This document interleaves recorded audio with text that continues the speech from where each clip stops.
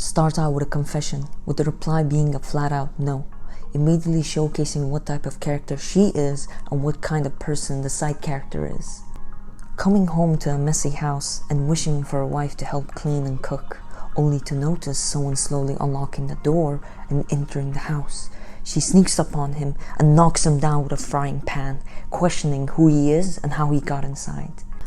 To learn that the man was deceived to think that he rented a cheap apartment, and request her to support him by only staying in her flat for a few nights so that he could jump back in his feet, letting her know that he is gay and promising nothing bad will happen, and that he could help around the house, with another flat rejection, no. He spends the night on the floor next to her door after being sent outside.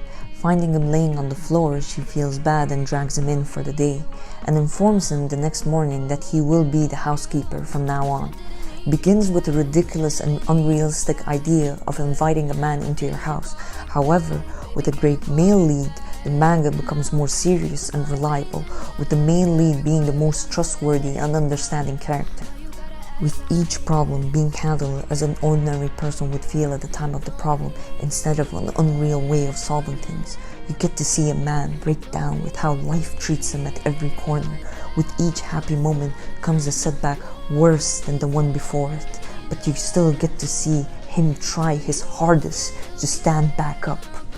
With this story, the female lead starts off strong, but slowly becomes the weak link, acting petty and misunderstanding many of the challenges the novel has to offer, yet she is overshadowed by the very strong secondary character. The main plot follows a love story between two people, but the highlight of the story is the side characters, who face problems and gain knowledge of how real life works. You got a side character which the narrator attempts to make you despite her by having the girl do horrendous things to the male lead character.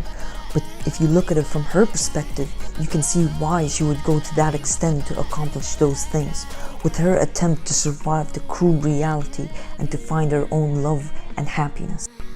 Being forced into a situation where it's difficult for her to even consider marriage and her future, with a cancer-stricken father in the hospital, paying the hospital fees and repaying the loans her father had, expecting her life to start or end soon.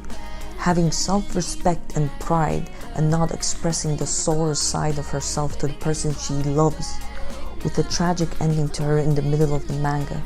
But the story gives her the right of having a happy ending at the end of the manga, making it a memorable moment and worth giving this manga a shot.